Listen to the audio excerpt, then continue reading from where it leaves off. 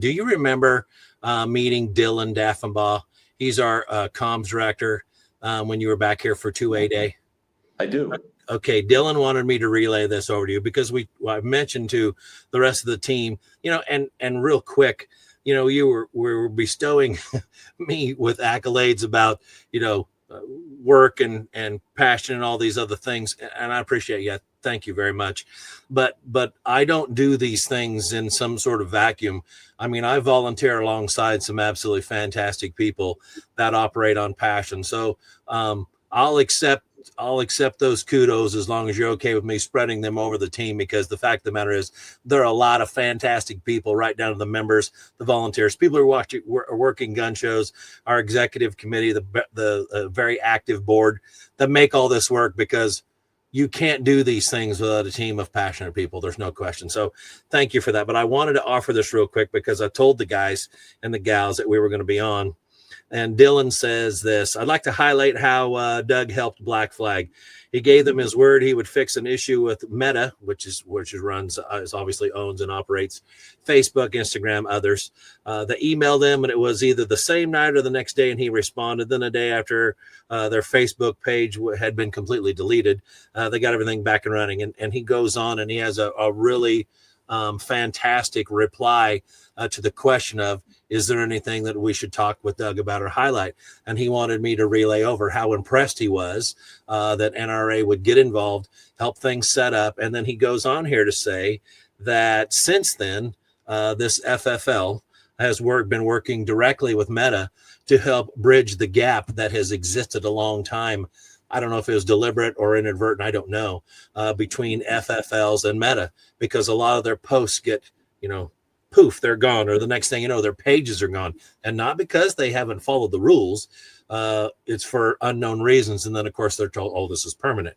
Well, apparently they've been working side by side ever since to help make sure that this legal, ethical commerce, if you will, or this advertisement, whatever it is they're doing, is not flagged as inappropriate, and all these bombs go off. So it's been very helpful. I know that he was very impressed. I know Black Flag and everybody there was, and I'm glad that NRA can help with things like that. This is the kind of responsive, I'm going to see if I can make a difference, NRA that everybody has wanted and been asking for a long time.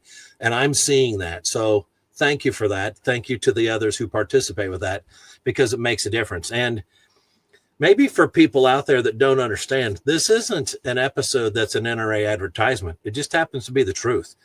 I talk to people routinely at NRA that help me, and by extension, IFC, and by extension, IFC members, and by extension, Iowans in general.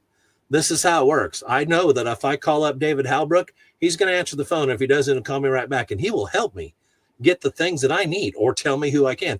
I know that if I have a 100 ed issue and I ping Peter Churchborn, he's going to answer and take care of it. I know when I go right down through all these lists of contacts, they're going to help me, and they're going to help these problems either go away or help me jump the hurdle. So I want people to understand that I truly believe that things are different now, and that we're looking forward at better times. But like you said, this means that they need to engage. They've got to become members. They've got to support, and they've got to pay attention and care. And I don't know how to do that other than just be honest about it and educate. Yeah. Well, you know what? Let Dylan know that it's my pleasure. And what you're talking about here is censorship.